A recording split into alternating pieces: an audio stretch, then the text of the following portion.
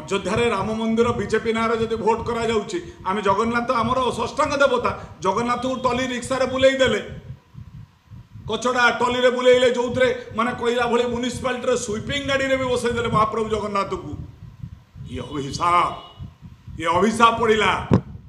जगन्नाथ को भी निंदित करा जाए नहीं। ये सरकार मध्य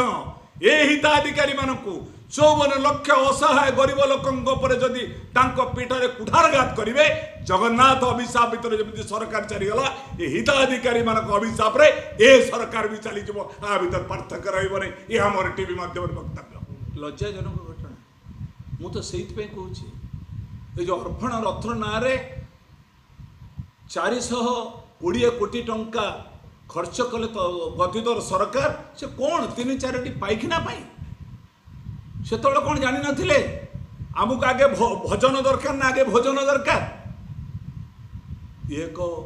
टेंडर करवा ओडिशा संस्कृति परंपरा पाई निंदित लज्जाजनक टेंडर करने सहित जो गोशाला गोखाद्य दे दिंतु टेंडर कर अपमान तो करंतु नहीं। विभिन्न गोशाला गाई अन्य माने खाइबा से खाद्य दिंतु कहीं भीतर उषुना भी अच्छी अरुआ भी अच्छी जगन्नाथ महाप्रभु ये देशर भर्ताकर्ता दैव विधाता केबे चाउल मगा जाए नहीं 60 कोटी जहाँ कतरे पाजुची जार संपत्ति आज वारसर भरपूर तांको आम अर्पण रथ ना जो चाउल उषुना चाउल अरुआ चाउल किए बीपीएल चाउल किए नड़िया ये जो दान गुआ ये जो दान कर जीव कौटी की टेंडर कर गोधर्म लगातु माता गोशाला दे दिंतु सी ग्राइंडिंग कर खावा दिंतु आ लज्जा करूँ नहीं। मैं आशा करुच्ची जो भूल अतीतर सरकार कर भूल ए सरकार करंतु नहीं। खाली से ही कथाटा कहले हम इट तो two side of one coin don't to be गोटे मुद्रार दुईटी पार्श्व हो पारे ना। बीजेपी आदर्श अलग बीजेडी आदर्श अलग किंतु जदि से ही कथा करेंगे रंग बड़ा हम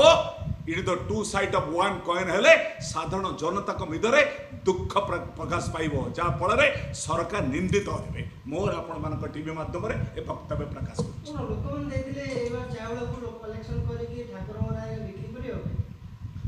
जो अयोध्या राम मंदिर है सब कहले दान कर भोट काले बीजेडी माड़ खाई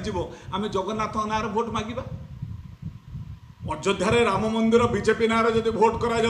आम जगन्नाथ आमर षष्ठांग देवता जगन्नाथ को टली रिक्सा बुले देले कचड़ा टली रे बुलेले जो माने कहला भले म्युनिसिपालिटी स्वीपिंग गाड़ी रे भी बसई देले महाप्रभु जगन्नाथ को ये अभिशाप पड़ा जगन्नाथ को भी निंदित करा जाए नहीं। ये सरकार मध्य ए हिताधिकारी मानकु 54 लक्ष असहाय गरीब लोक जदि